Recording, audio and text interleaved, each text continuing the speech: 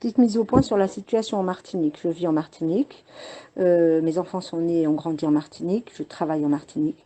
Nous sommes plusieurs collectifs à œuvrer pour la liberté, la libération de la parole, de la vérité et des citoyens. Donc en Martinique en ce moment, les morts ne jonchent pas les rues.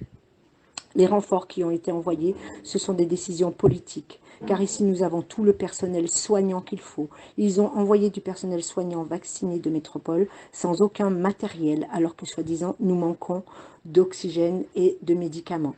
Donc nous avons énormément de jeunes et de gens qui sont en métropole, d'Antillais, Martiniquais, Guadeloupéens, qui ont posé leur candidature pour venir travailler au pays, pour aider. Ils ont été tous, sans exception, refusés. Ils n'ont embauché que du personnel métropolitain vacciné. Le but, c'est que, comme le personnel est récalcitrant à la vaccination ici, c'est de les remplacer. Et d'une, témoignage du CHU à l'hôpital de gens qui y travaillent. Tous les stocks d'ivermectine ont été réquisitionnés par l'État, par le biais de la gendarmerie, dans toutes les pharmacies, puisque les médecins ici commençaient à prescrire beaucoup d'ivermectine, d'azithromycine et tout le protocole qui empêche les gens d'aller à l'hôpital. Ils ont été réquisitionnés voici une semaine et c'est stocké au niveau -1 du CHU de Fort-de-France, pas pour soigner les gens, pour empêcher les médecins de prescrire. L'oxygène liquide, ici on a Air Liquide qui produit de l'oxygène, qui nous ont également témoigné, nous les avons contactés, qu'il y a pour 5 ans d'oxygène médical. Mais simplement, l'ARS leur a demandé de le bloquer. Ça a été bloqué par l'ARS. Donc voilà la situation réelle en Martinique. Tout est fait pour que cela dégénère et pour que l'on soit un exemple pour dire « Ah, ils ne sont pas vaccinés, regardez, ils meurent ». Mais c'est faux. En termes de chiffres, nous sommes la 17e région, chiffre au 7 août, nous sommes la 17e région de France en termes de taux de mortalité. La 17e, c'est-à-dire l'avant-dernière. Là, presque celle où il y a le moins de mortalité, moins 1. Voilà. D'accord ?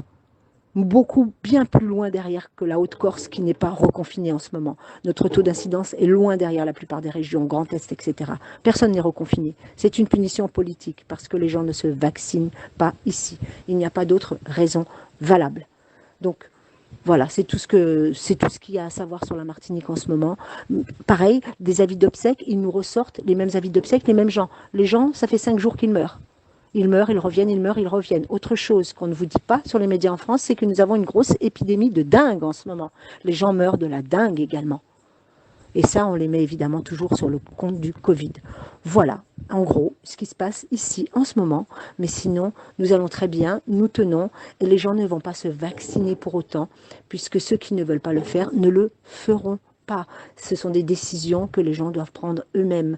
Donc c'est attention parce que c'est pour vous faire peur en métropole et pour vous faire prendre des décisions sous le coup de la peur une fois de plus. Ne vous inquiétez pas, ici les morts ne jonchent pas les rues.